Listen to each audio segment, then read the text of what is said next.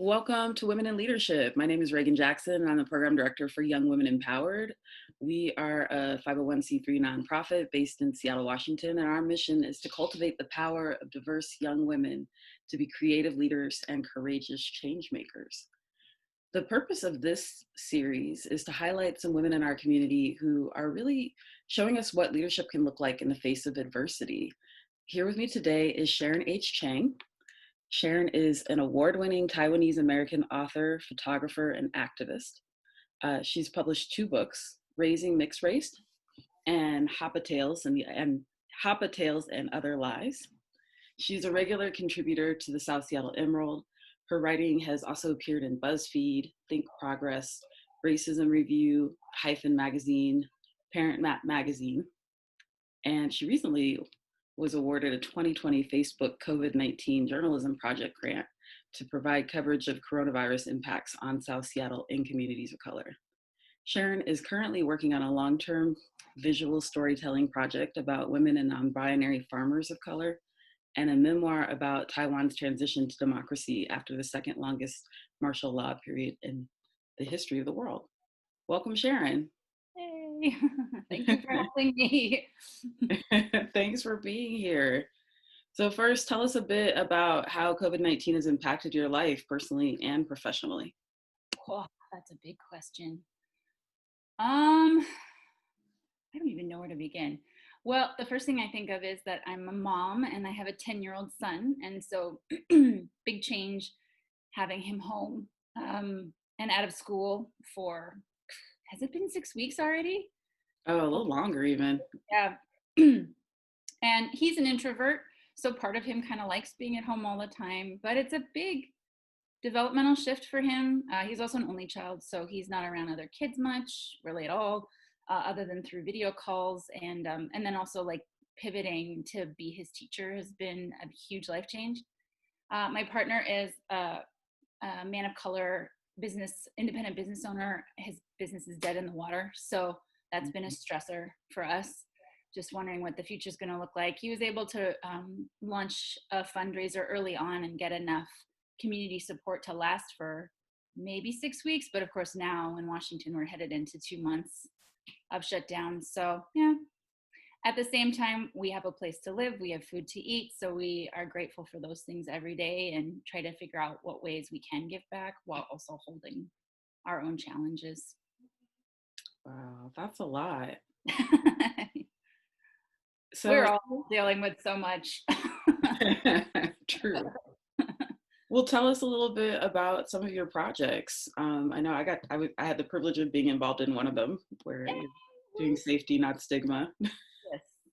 So I just started a COVID-19 blog on my website, sharonhchang.com, to try to make a hub for all this stuff, because it was even getting confusing to me, the different arms of things that I'm working on. But I would say I could boil it down to 3 different projects at this point. The first is a portrait campaign that Reagan, you were in, called COVID-19 Safety Not Stigma, which I launched April 7th. And I've been photographing Asian and African Americans wearing masks, and also not wearing masks to humanize the people behind the face coverings, and rolling out those portraits across social media with I am statements or we are statements that you all wrote, along with some bio information and some updates on what's happening for communities of color. The purpose of the campaign is to raise awareness and combat the increased racism we're seeing against communities of color during this time, and then also raise awareness about the disproportionate impacts of the virus on communities of color. So I've rolled out 11 portrait sets, and I have 18. I don't know if I'll keep going, but it's been really great to see the supportive response from community. Probably we've had over 8,500 engagements so far on social media with this counter narrating, and that just feels really important to me, and I'm really grateful to all the folks who participated, like you. So that's one project. I also got the Facebook grant to provide local coverage of COVID-19 impacts on South Seattle and communities of color. So all of those contributions are going to the South Seattle Emerald. And you can see that also on my blog. I've continued covering women of color and non-binary farmers of color who are providing food relief and other community relief to their communities. And I've focused a lot on artists, like what artists are doing to provide relief to communities.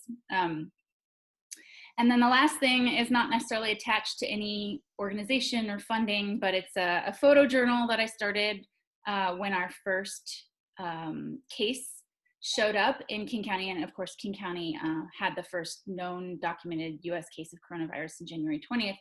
And then in February, I think February 28th, it started to spread across our state. And then, panic ensued and all this stuff started happening.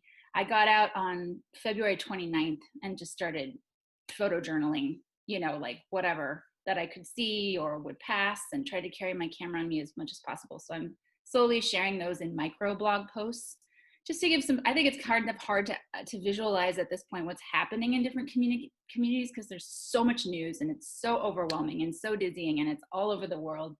I think sometimes we just miss that organic, on the ground, individual look at everyday life during a pandemic. So that's what that was for. It was like, here's one woman of color's perspective in a hard hit city in the US. So those are my 3 projects right now. Those are really cool projects. Like what like inspired you to do that though? Good question. Well, I already was doing a lot of writing and photojournalism and journalism and working with on the ground with various communities of color. So it felt like a shift that made sense. I already had those relationships and collaborations built. But also for me, this is just my personality. I didn't like that helpless feeling that I think all of us grappled with and still grapple with when the pandemic hit the US. And I was dealing personally with that feeling of helplessness by trying to channel the negative energy into creativity. So that's primarily, I think, where the motivating energy came from. Well, do you self-identify as a leader?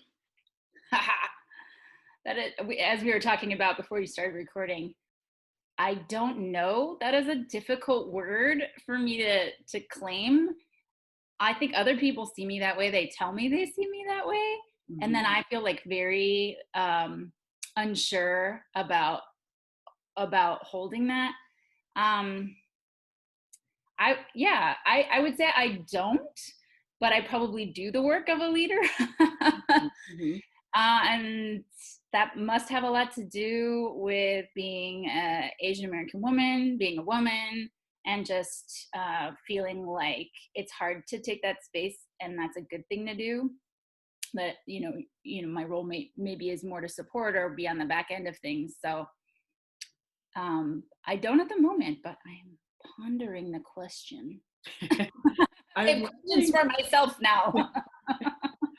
I'm wondering, within the context of COVID-19 and being in the middle of a global pandemic, if this has shifted your perspective on what leadership means at all? Has it shifted my perspective?